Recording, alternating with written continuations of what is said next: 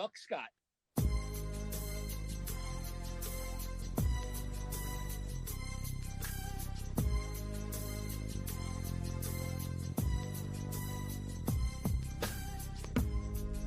That is right, folks. Welcome to another installment of College Shame Day. I am your host, Scott Ellia.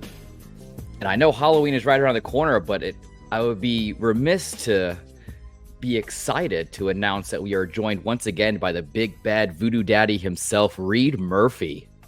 3 weeks in the books. We're on to week 4, and man, another wild week in college football. It looks like we have a great slate of games. I feel sorry for anybody who is stuck going to a wedding this Saturday with what games are on the lineup. I'm going to make it a point where from September through December, and maybe throw January in there, any Saturday wedding, I'm just not going to be going to unless it's for a very good reason. Because I just feel bad for these people. I've got a couple of fall weddings coming up. And this Saturdays. And I know, but they're going to be fun because I remember we had the engagement party for one of them last year, and it was right during that Tennessee-Alabama game. And we had a Tennessee fan there at the party, so I'm excited to see how that goes for them. Oh, God. It's always fun to watch them freak out. I don't think it's going as well. I don't think it'll be as exciting for them this year. They don't have to worry as much. Right. Whatever. It's just Tennessee. Do we really care that much? No. But yeah, folks, before we jump into, the recap of this past week and looking forward to what's going on this weekend, a couple stories to note in college football. First and foremost, thoughts and prayers out to LSU safety Greg Brooks. For those who missed it, LSU starting safety Greg Brooks was diagnosed with a brain tumor last week and underwent surgery to remove the mass on Friday. Family released a statement confirming the successful surgery and mentioned they are awaiting the biopsy results for any further news. He actually missed the most recent game due to quote unquote a medical emergency. Thankfully, LSU coach Brian Kelly had refrained from providing specific details out of respect for the family. So hats off to you, Brian Kelly. I didn't know you had it in you to be a stand-up person.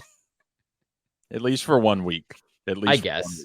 He still doesn't have any redeeming qualities, but thankfully they caught it when they did. They discovered it when Brooks was experiencing vertigo earlier this year, leading to an MRI that revealed the condition.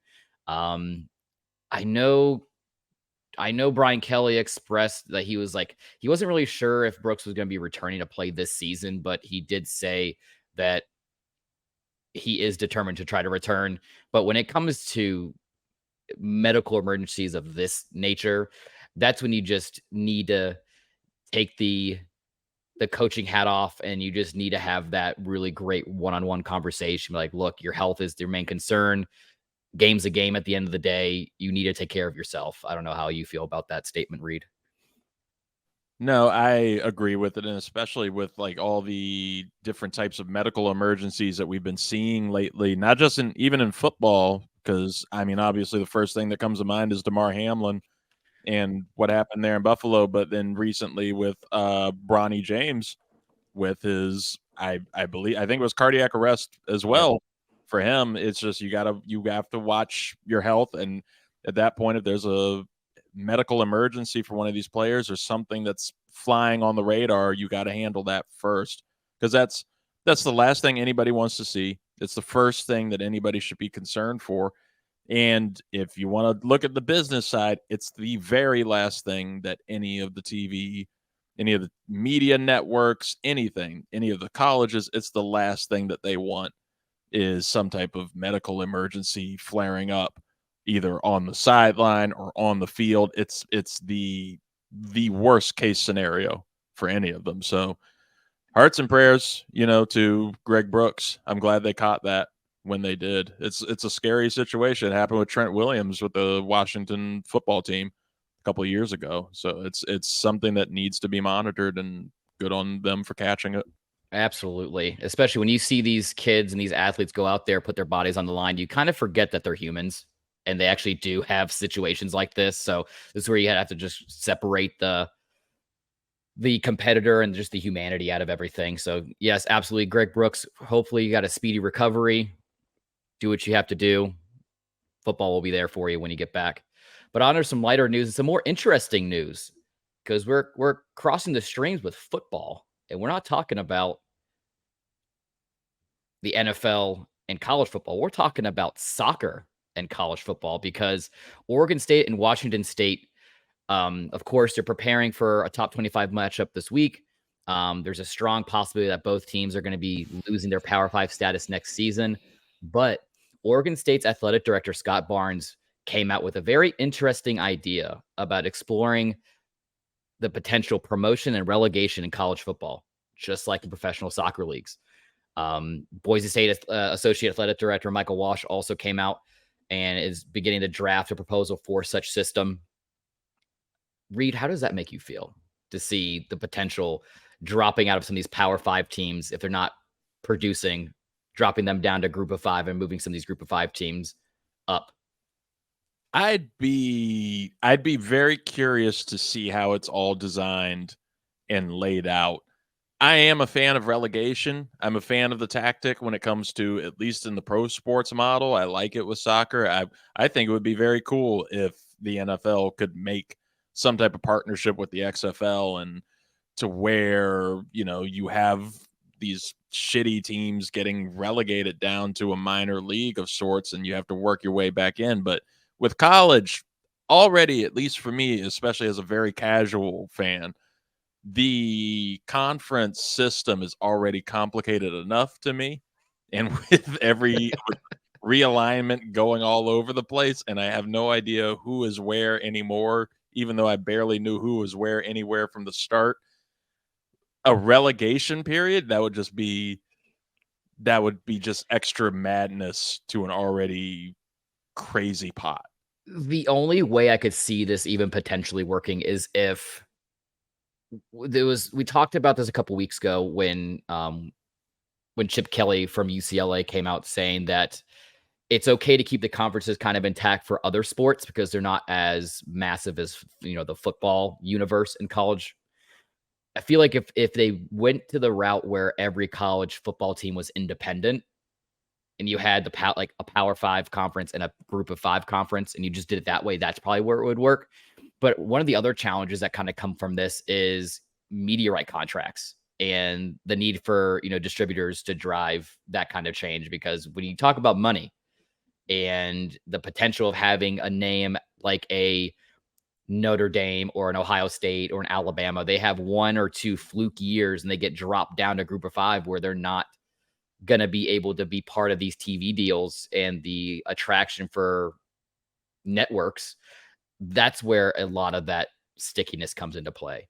I feel if this were to be a relevant tactic or a relevant idea for the future, you're going to need a larger brand in football to lead the charge on these potential systems like a Bama or like an LSU or Georgia. And it also brings up the question to me that I also have whenever it's come up as a possibility for, NBA, NFL, of if it's not an already, relegation is really cool if it's already established in a league, but once you're at a point where it's not a thing, why would any franchise, or in this case, why would any school agree to the threat of them possibly dropping out of an already popular conference or a popular system and into essentially a minor league? Right. Well, especially like the bigger names, like the top tier, what's the term they use in college basketball? The blue bloods, Yeah. these blue chip programs in the Power 5, not the Power 5, but the Power 5 teams. They'd be ones that wouldn't really want to do it, but I could see a lot of these mid-major schools and all these smaller programs that would be all for it because, hey, if we have a great year, we have a chance to move up, and that just means more money. Yeah. But no, and it's especially interesting because there was a minor Pac-12 update today as well. I mean, you have Washington State and Oregon State right now. They're both 3-0. Hats off to the Pac-12 going out with a bang this year. I think they have a total of 8 teams that are undefeated right now and in that top 25. So hats off to them.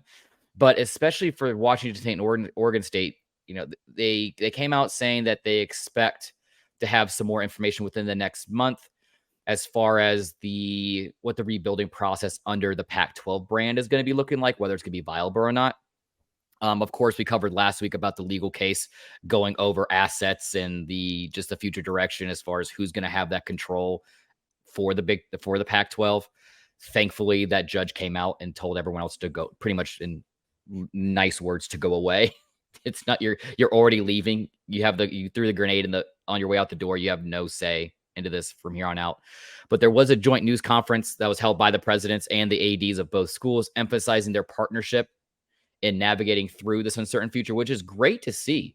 In such a competitive environment, you're having schools like these two working together to fix this. I don't think I've ever heard of this happening before in college or in any sport. I don't know if you have. No, it's really fun to see. It's a twist. It's cool to see. And you'd like to see some other areas in sports where people can come together and try to, fuck the rest of the system. Right.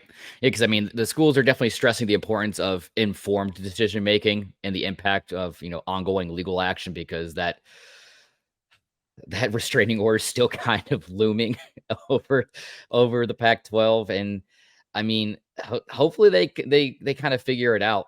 Despite waiting for more information, they're actively working on scheduling scenarios for the next year and expressing confidence in doing so in a timely fashion for the 24-25 season. So more to come there. But like I called kind of in that preseason show for this, this is going to be a problem that's not going to go away anytime soon. But something that did come out that shocked me this week is, Reed, I don't know if you saw this, but Saban, I think he's jumping on the Primetime Express. Oh, I don't think that he's jumping on it. I think he's been like Prime's biggest fan. he's just been waiting at the next station, waiting for it to come on, a ticket in hand, just kind of at this point. For folks who missed it, Nick Saban, head football coach for Alabama, acknowledging the success of Deion Sanders as a head coach in Colorado by stating, "I have tremendous amount of respect for Deion Sanders. First, he's a great person, and he's done a great job of marketing the program," which I think we're all in agreement with that. He can market anything. But also saying program to create a lot of national interest. But I see their team playing well in the field as well. They play with discipline. They do a good job of executing. They've been able to score points, playing decent on defense. So all those things to me are indicators that he's a really good coach. Furthermore, he went on to say he's always been successful, whether it was at Jackson State, coaching high school, or now in Colorado. His teams have always been well coached.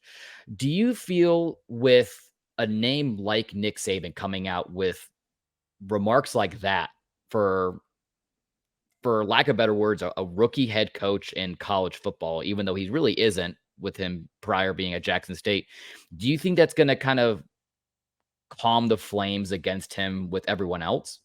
Or do you think this is going to further just create some kind of animosity against Deion? I think it does really help Deion brings like a little bit more legitimacy to it when you're hearing somebody of that stature. I mean, that's the highest stature that you can get in college football today is Nick Saban. So I like that he came out and said that and offered his support to Deion with this, because he's 100% right. The model that he has dictated now, Deion, in crafting this incredible media campaign and everything that he's done to bring Colorado to legitimacy. I guess that we can call it legitimacy. I'll let you address that a little later on, but it's undeniable when you're leading the season premiere of 60 Minutes following an interview with Vladimir Zelensky is then a profile on Deion Sanders and Colorado's success early on. I mean, that's incredible what he has done there. So it's really nice to see Saban offering that support. And I think you're right. It'll fan the flames a little bit, but it will calm people. No matter what, you're going to get that uproar and you're going to get the controversy. And it's nothing that Deion doesn't want. Deion will take any bad press is good press. Anything. Oh, absolutely. No, Deion is one that will not shy away from the spotlight, whether good or bad or ugly. He's going to take it in stride. He's going to use it to his advantage. And kudos to him. I feel okay, here's where it's going to start. So, I want to preface this by saying that I commend Deion for doing what he's doing, especially in Colorado, who haven't been really a relevant force in college football for probably about 2 decades. They had a really great push there in the 80s and 90s. They had a really great season a couple times there in the early 2000s. But with that being said, where my beef with Colorado comes into play, it's not the coaching staff, it's not the players, because he has studs all over the place.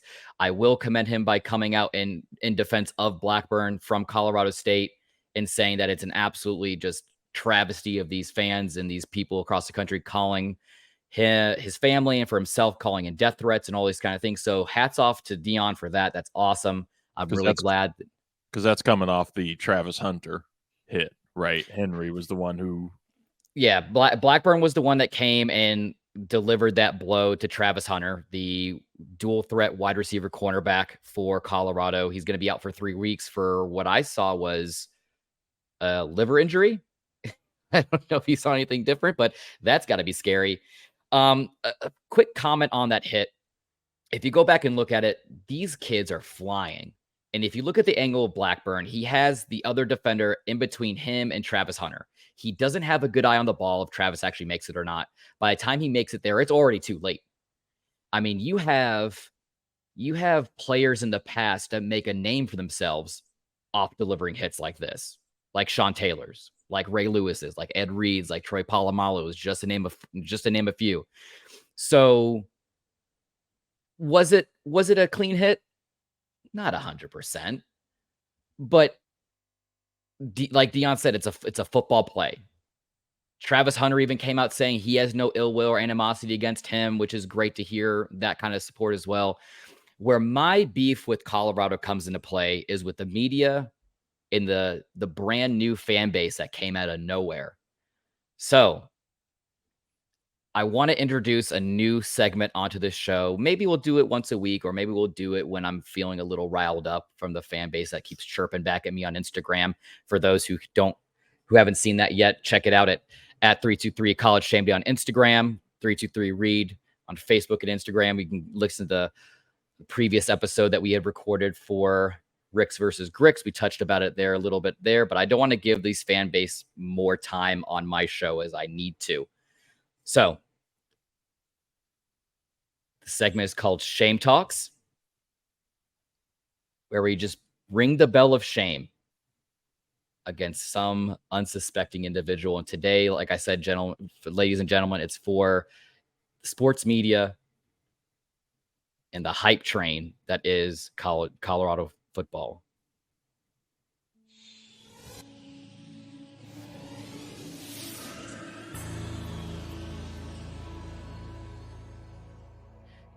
Now, anybody who knows me knows I have a touch of the ADHD. I can ramble a little bit. I got ideas going all over the place. So for this, I really sat down and I wanted to eloquently get all of my ideas out there on paper, just so that way nothing's skewed and Reed doesn't distract me. So, ladies, gentlemen, and distinguished guests, today, I stand before you to delve deeper into a matter of growing concern within the realm of sports: the media's tendency to excessively amplify the achievements of teams and the repercussions of bandwagon fans that often trail in their wake. To do this, I'd like to expound upon the recent examples of the Colorado Buffaloes, who currently hold an impeccable 3-0 record. Their well-deserved success, including a thrilling double overtime victory last week over Colorado State, has been overshadowed by these issues. To begin, let us recognize the celebration of team successes and is indeed a beautiful and unifying aspect of sports. It binds communities, it fosters school spirit, and grants fans cherished moments of jubilation and excitement. However, a perilous threshold lies between genuine enthusiasm and the extravagant magnification we often witness in today's media. The Colorado Buffaloes, with their flawless 3-0 record, have unquestionably enjoyed an exceptional season thus far. This remarkable journey, led by their dedicated head coach, Deion Sanders, has included a heart-pounding double overtime victory over Colorado State that stands as a vivid testament to the resilience and determination. However, amidst the celebrations and commendations, We must not lose sight of the potential pitfalls that can accompany excessive magnification. The media's tendency to excessively amplify the achievements of teams inadvertently places an immense burden of unrealistic expectations on the shoulders of both players and coaching staff. These inflated expectations, while stemming from a place of admiration, can lead to considerable pressure that affects performance and morale. Suddenly, every match becomes a high-stakes showdown, and the very essence of the sport can be eclipsed by anxiety and stress. It is essential to remember that athletes are human beings, not invincible superheroes, and they deserve to relish their accomplishments without the looming shadow of extravagant exaggeration. Furthermore, the phenomenon of bandwagon fans that typically accompanies this excessive magnification can significantly disrupt the team's culture. These fair-weather fans jump on the successful bandwagon when the team is winning, but conveniently disappear during challenging times. True fans who have witnessed the Buffalo's journey from the beginning to now tripling to this point their last season's win total are the lifeblood of any sports team, providing unwavering support through both victories and defeats, including the victory we saw last week with Colorado State. In stark contrast, bandwagon fans foster a superficial and opportunistic atmosphere surrounding the team. In addition, it is worth noting that amid this season's success, Deion Sanders' son, Shedeur Sanders, has garnered attention and is being included in Heisman conversations alongside renowned names like Caleb Williams, Jordan Travis, and Michael Penix Jr. Shedeur's impressive performance on the field has rightfully earned him a place in these discussions, adding to the excitement surrounding the Buffalo season. And of course, it's important to reflect on the journey that has brought Shedeur Sanders to this point. Many of the same talking heads in the media that once doubted his potential for success in the FBS level, even before he played at Jackson State, which competes in the FCS level. This serves as a poignant reminder of how athletes can defy expectations and shine regardless of preconceived notions. In conclusion, while it is crucial to applaud the achievements of teams like Colorado, we must remain vigilant against the media's propensity to extravagantly magnify and the potential pitfalls of bandwagon fandom. Let us support our teams with authentic enthusiasm, unwavering loyalty, and a pragmatic understanding that comes hand in hand with the world of sports. By doing so, we can foster a more authentic, enduring sports culture that benefits players, fans, and communities at large. Thank you. I like it. I bet you didn't think I knew some of those words. For a second there, I thought you didn't know some of those words. Strategic pauses. Strategery. Strategery. But no, to sum it up, bandwagon fans keep chirping. You're going to drop off at some point. The hype train of the media, they're going to fall off at some point. And I just hope that what Colorado has accomplished up to this point isn't lost into the ether simply because they lose one game.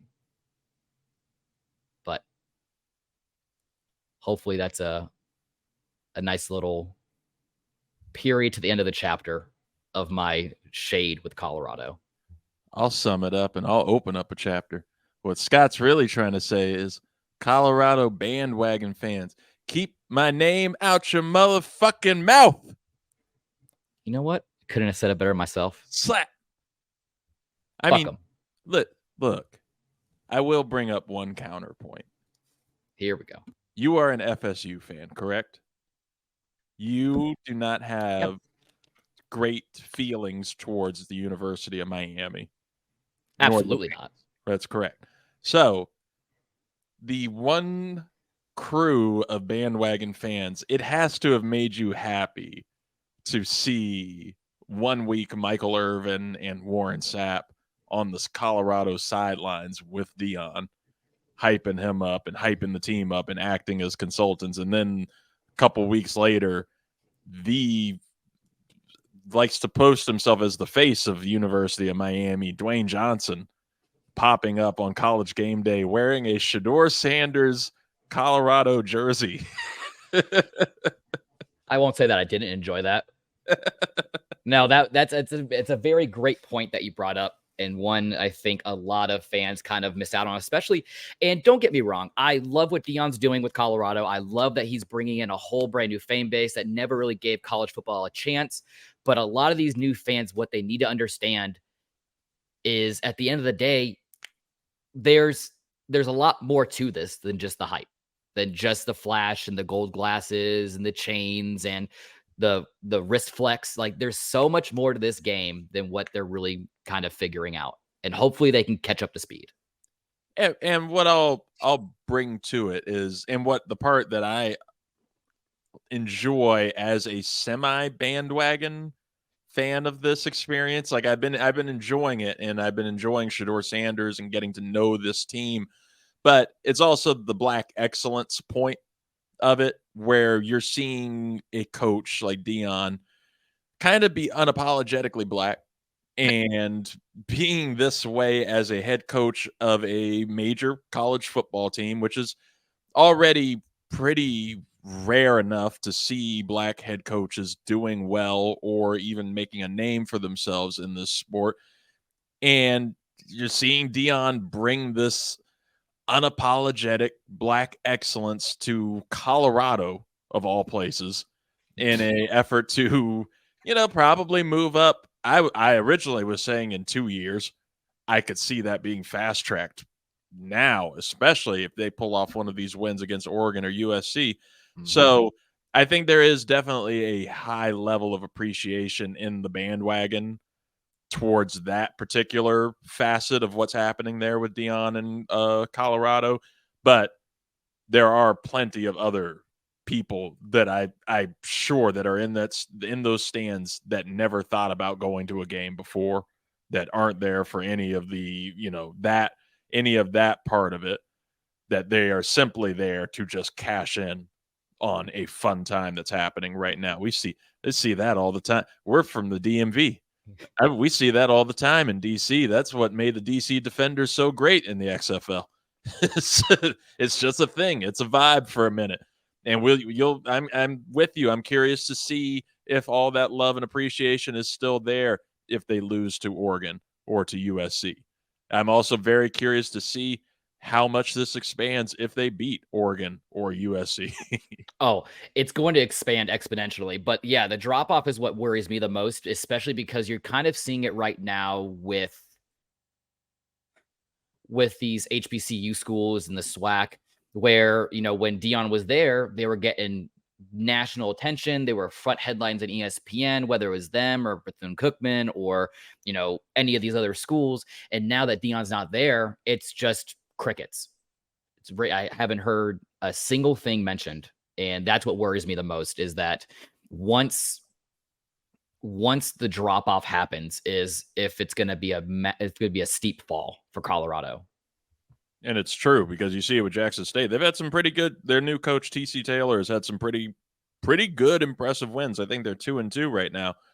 But in the start of the season, they were doing very well. They had a very impressive win to start the season, and there was next to no media coverage about it. Right. And to put a final note in this before we move forward with the rest of the show, I just want to give my unwavering support to FSU legend Deion Sanders. Hopefully you can continue proving a lot of these haters wrong. To the media and the bandwagon fans, go fuck yourselves. Well said. Oh, man. Let's get into the meat and potatoes, like he likes to say. Let's go over the other wacky and crazy things that happened last week. A lot of these games seeing some more, oddly enough, strangely close games, and still seeing blowouts. 3 weeks into college football. Starting off with Bethune-Cookman, like we just mentioned, against 22 Miami, routing them 48-7. Miami is now 3-0 on the season. Whatever. Another game that was close, and I thought they were going to have it get away from them, was South Carolina going into Georgia, number 1 ranked Georgia, and almost upsetting them. They were up 14-3 going into half, but Georgia rallies back to win 24-14. So of course they're still sitting at the top of the college football universe. Bowling Green traveling to number 2 Michigan. Of course, Michigan wins 31-6. Blake Horn puts up another 100-yard game. I'm really excited to see more from him and see what that looks like to translate into the NFL, if that's in the cards for him. This is the game that was too close for comfort for me on a personal note. Number 3, Florida State traveling to Boston to go against Boston College and squeaking out of there, 31-29. Boston College put up 13 unanswered points in the fourth. And I feel this was more of a trap game for Florida State. Of course, we're traveling again on the road against Clemson in a premier ACC matchup. And I feel that they were looking ahead at that, and Boston College almost snuck away in that red bandana game. But hey, win's a win. We're still 3-0. Wyoming versus Texas. Texas goes 31-10. Western Kentucky traveling to number 6 Ohio State, and this is, of course, another blowout happens. Ohio State over them 63-10. Penn State traveling on the road to Illinois, winning 30-13. What was hoping to be my game of the week last week, but now with the Mel Tucker news, I kind of had to pivot away. Number 8 Washington traveling to East Lansing to play against Michigan State and completely blowing their shit up 41-7. Sorry, guys. Don't think you're going to be vying for that Big Ten title this year. Central Michigan traveling to number 9 Notre Dame. Notre Dame gets the win 41-17. Another game that shocked me because I could have sworn Alabama was going to travel to South Florida and just completely blow their shit up as well, especially coming off that loss to Texas at home, but just won a mere 17-3. Nick Saban comes out and is now pivoting back away at the quarterback position. I don't know anymore. I don't know who it's going to be week to week, but whatever. Florida getting the upset underdog victory at home against number 11 Tennessee 29-16. I feel like I called that last week. You might want to fact check me on that. Number 12 Utah beating Weber State 31-7. Number 13 Oregon winning at home 55-10 against Hawaii. Number 14 LSU winning 41-14 against Mississippi State. The upset that shocked everyone, Missouri, who is now 3-0, getting that last second 61-yard game-winning field goal against number 15 Kansas State. Congrats to you guys in Missouri. Just further proving that it doesn't matter where you fall in the SEC. It's just as talented at the top that it is at the bottom. A team we mentioned earlier on, number 16 Oregon State, beating San Diego State 26-9 to move to 3-0 on the year. Same thing with Ole Miss, who is now 3-0 on the year, beating Georgia Tech 48-23. We've already talked about that Colorado State thrilling double overtime game. Colorado squeaks that victory out 43-35. They move on to go play on the road against Oregon. So hopefully they move on and they can actually be competitive there. Oklahoma completely destroying Tulsa on the road 66-17. UNC also beating Minnesota at home 31-13.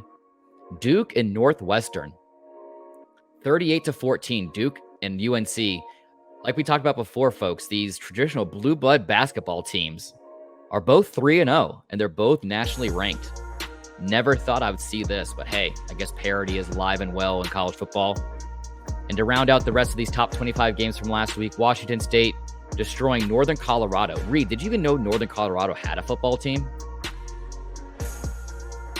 That's just, the northern campus of which rhyme school? I don't know. I didn't even know. You look at their logo and you think it's just a fake school. I have no idea, but they destroyed them 64-21. Sorry, Northern Colorado. And another one, Northern Carolina. North Carolina, what is that? North Carolina Coastal? North Carolina Central Eagles. Another one of those logos that looked like it was generated by EA Sports. UCLA completely routing them 59-7, and Iowa over Western Michigan 41-10. Well, what does that mean as far as the national landscape? So, with that close win in Boston College, Florida State and Texas are going to be flip-flopping 3-4. So Texas is now 3 and Florida State is 4. Oregon moves up 3 spots to 10. Oklahoma moves up 3 spots to 16, along with UNC and Duke who also move up 3 spots to 17 and 18, respectively. But if you remember last week, Colorado was 18. What happened to Colorado? They actually dropped down a spot to 19, which I mean, it's pretty deserving with the amount of talent, and you're at home and you're, 20 plus point favorites going against Colorado State, and you have to go to double overtime. It makes sense why they dropped down a little bit. So thankfully it was only just one spot. Alabama finally falling out of the top 10 in what seems like forever. They dropped down 3 spots to 13. And Tennessee, poor Tennessee, after that upset victory on the road, dropping 12 spots down to 23. I think their season is pretty much done, to say the least. A lot of great performances, especially for a lot of these Heisman hopefuls. I think Caleb Williams still sits firmly in that number 1 spot. Last week, posting 19 for 21 for 281 yards, 3 touchdowns against Stanford. He now moves to 55 and 70 for 870 and 12 touchdowns, no picks on the year. So he's continuing his excellence. Someone who I feel is going to give him the best run for his money just based off of his production and what he's been able to do is Michael Penix Jr., the quarterback out of Washington. Last week was 27 for 35 for 473 yards, 4 touchdowns, and no interceptions against Michigan State. On the year read, he's 84 for 113, 1,300 yards, 12 touchdowns, and 1 pick. He has to eclipse Caleb Williams at some point if he keeps this up, right? You would think so, but I think it's still that Caleb Williams has the hype factor. He has the hype factor and the national recognition factor. I've seen a lot more. Well, I've not say a lot more. I've seen plenty of Caleb Williams highlights. I haven't seen any highlights. No, I need to seek them out. Yeah, you probably won't unless you're kind of in that Pac-12 universe, or if Washington is somehow your favorite college football team in the world. They kind of get kicked to the wayside. The dark horse, I feel like, if he's able to win impressively against Ohio State next week, it's going to be Notre Dame quarterback Sam Hartman, the recent transfer from Wake Forest. Last week against Central Michigan, posting 16 for 26 for 330 and 3 touchdowns. He moves past the 1,000-yard mark for the season. Another one of those 13 touchdowns, 0 interceptions. I think, like I said, if he comes out steamrolling Ohio State, I think he's one that plummets straight up to number 1. If not, he's a very close number 2. Another one in recent weeks that's kind of raised his name into this Heisman watch conversation is Texas quarterback Quinn Ewers, who posted 11 for 21 for 131 and 2 touchdowns against Wyoming. Stat line's kind of meh compared to the other two. He's put up 740 passing yards for the season and 8 touchdowns. Jordan Travis drops down a little bit too, especially after that embarrassing win last week against Boston College. I mean, he still put up 220 and 2 touchdowns, which is great, but if you're going against that team, you would expect a little bit more production, which, hey, you're just happy to get out of a win. And it wouldn't be Heisman talk without Colorado quarterback Shedeur Sanders.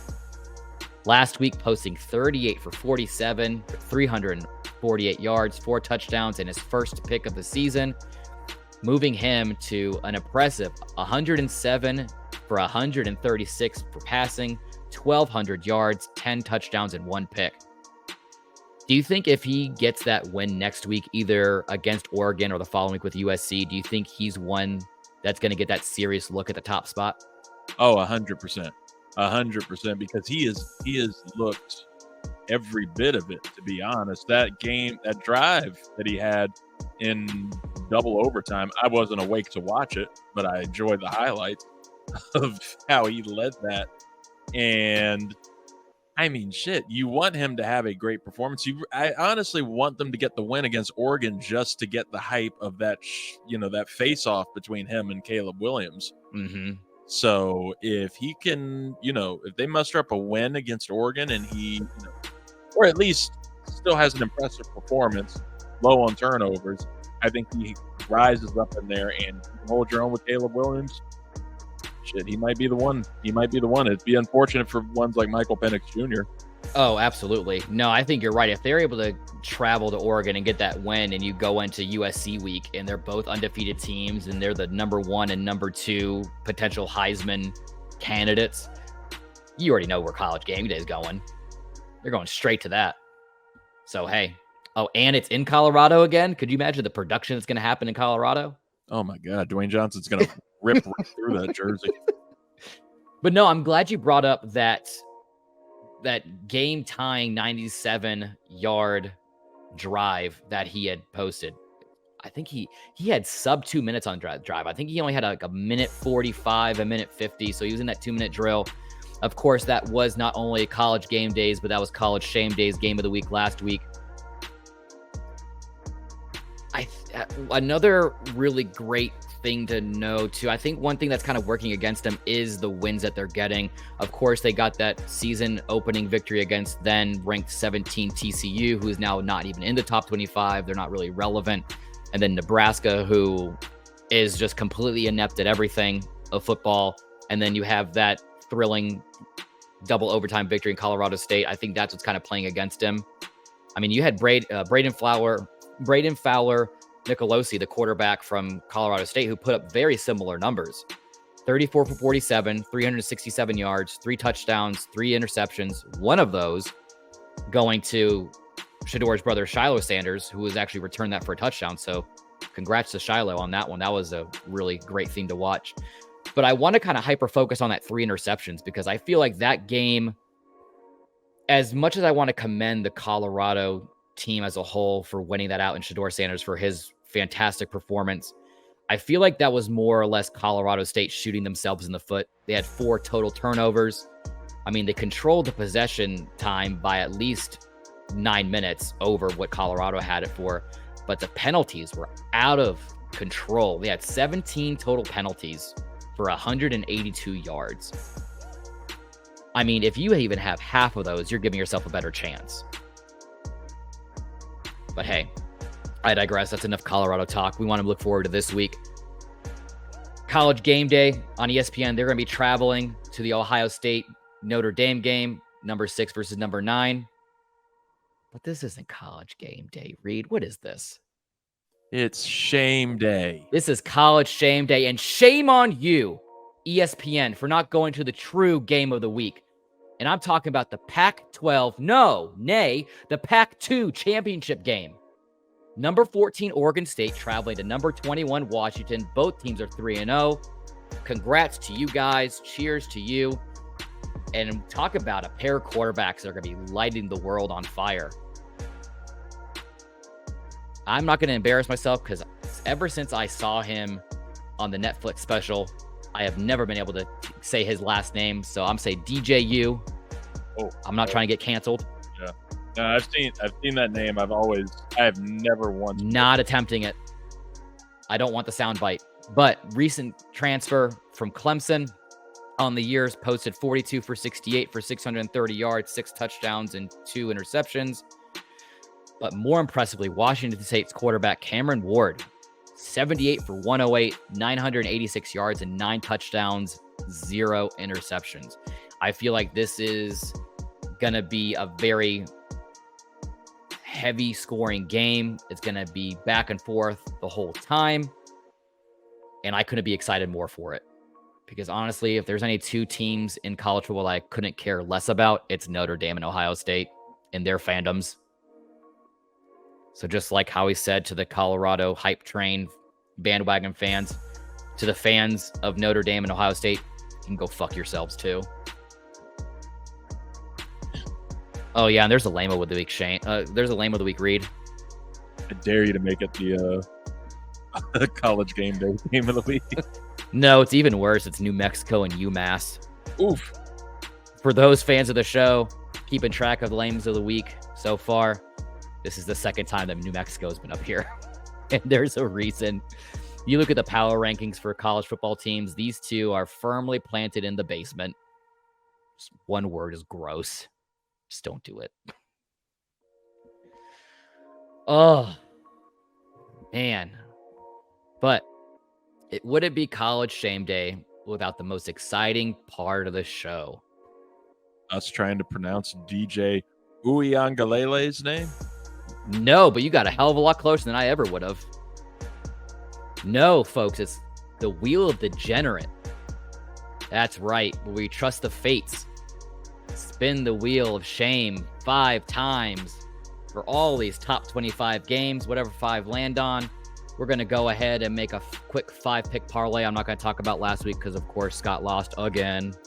but hopefully there's some hope for this week. So, just want to recap some of these games that we got coming up this week.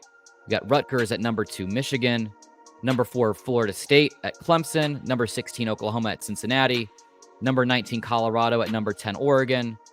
22, UCLA at 11, Utah.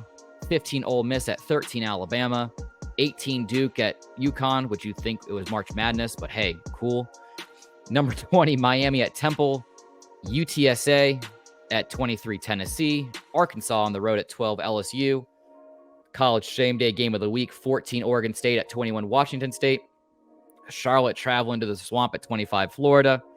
UAB going to Georgia, number 1. 3, Texas at Baylor. 6, Ohio State at 9, Notre Dame. 24, Iowa at 7, Penn State. 17, USC at Pitt. 5, USC at Arizona State. And to round it all out, Cal at number 8, Washington. Reed, are you ready for this? I'm so ready. Oh, man. Let's give it a spin, folks. Oh, listen to that dinging. Love it. So, first game on the slate, and it couldn't make more sense. We've got number 4, Florida State University at Clemson. Wow, they're really tempting me on this one. Jesus Christ. All right, let's remove him from the wheel, Reed. You ready? I'm ready. Oh, God, this is going to be bad. Clemson. I'm actually very curious about that one. And here we go again. Reed, you talked it into reality. We got number 6 Ohio State and number 9 Notre Dame. So now I'm forced to make a pick, and I don't want to make a pick, but I guess I'll make a pick. And you're making a pick for money. And it's gonna be on money, which is if I lose, it's gonna make me hate that team even more. Yeah, round and round the wheel goes. Where's it gonna stop? Nobody knows. What's that, Reed? Instagram 323 College Shame Day to see the picks. Yeah, because I'm not gonna tell you what the picks are. We're going to put the betting slip on Instagram at 323 College Shame Day. So if you want to bet along, I do not advise it because I don't want to be the reason why you lose your rent money. But if you want to go for broke, come join me. Come join me on my hype train. But number 3, we got the March Madness Classic. 18 Duke at UConn. Look at that, Reed. Oh, those Dukies. Oh, those Blue Devils. Very ACC heavy thus far. We got Florida State up there. We got Duke up there. We got Notre Dame up there. Man, this is wild. Let's give it another spin for number 4. Who will we get? Oh, man. I'm already getting tired from this. Oh. Hand spinning. I was worried it's going to keep going a little further north of that landing spot. But no, folks. We got number 5 USC traveling to Arizona State, who are in shambles right now. I think they're without like 10 starters on offense. 10 starters. They voluntarily suspended themselves from bowl eligibility. Oh, God. Herm Edwards oversaw, and now Herm Edwards is right back on ESPN. And I feel bad for Kenny Dillingham. He's the new head coach for Arizona State. He recently left Oregon. So, sorry, guys. But just to recap, Florida State at Clemson, Duke at UConn, Ohio State at Notre Dame, USC at Arizona State, and the 5th and final game for the College Shame Day Wheel of Degenerate betting slip of the week, 3 Texas at Baylor. And I will tip my hand here. Smelling an upset. Whoa. Smelling an upset. I don't know what it is about this Texas-Baylor rivalry that we got going on in Texas. I feel like it's going to be a little closer than people think. I'm super curious about this. Oh, I can't wait to see it. I'm right there with you. It's going to be a great time. But like I said, Reed, rattling off all those games, now you see why college football is the greatest time of year. We got all these marquee top 25 matchups. I feel sorry if someone's going to a wedding or if their significant other is roping them in going to a pumpkin patch or apple picking or the farmer's market all day. Because I can tell you where I'm going to be all day Saturday. It's going to be firmly planted in this chair that you can see if you're subscribed to the YouTube channel 323. Reed, where else can they find you? They can find me, of course, at 323REID on all social media platforms. just like you said, the 323 Network on YouTube is where you can see our beautiful faces. It's going to be a awful, awful weather day for Saturday, especially in the DMV with remnants of a hurricane coming through. So, yes, I'm going to be right with you. I'll be editing and doing stuff and enjoying some college football. And hey, before I go, I never leave you without, having done my homework. Wait. Cut the music. Yes, Reed? I looked up notable alumni from the University of Northern Colorado. Oh, it actually exists? It's not a Bishop Sycamore situation? It is a real college that has seen the likes of some NFL talent. Former Tampa Bay Buccaneer Vincent Jackson went to Northern Colorado. Rest in peace. Okay. By the way, I just learned that he died. Former Eagles punter Dirk Johnson. Former Washington, at the time, Redskins safety Reed Dowdy, who I like, his name was Reed. And the biggest of alumni here, Captain Sully Sullenberger, who saved that plane in New York. Wow. Yep. Good for him. River Sully. Yep. Listen, notable alumni of University of Northern Colorado. Any person who can have a movie based off of their life in some way, shape, or form and have Tom Hanks play you is there's no other high. It's right up there. You're basically saying Tom Hanks went to Northern Colorado. Oh, absolutely. He's America's dad. Yeah. I mean, let's be real. But yeah, folks, that is it for this installment of College Shame Day. Make sure to check out all the social medias, 323 College Shame Day on Instagram. Check us out on Spotify or wherever you stream your podcast. Who am I to tell you what to do? My own kids don't even listen to me. I don't expect you guys to listen to me. And just remember, if you're not going to be good at it. Have a very shameful day. We'll see you next time. Fuck Scott. Yeah, I like that.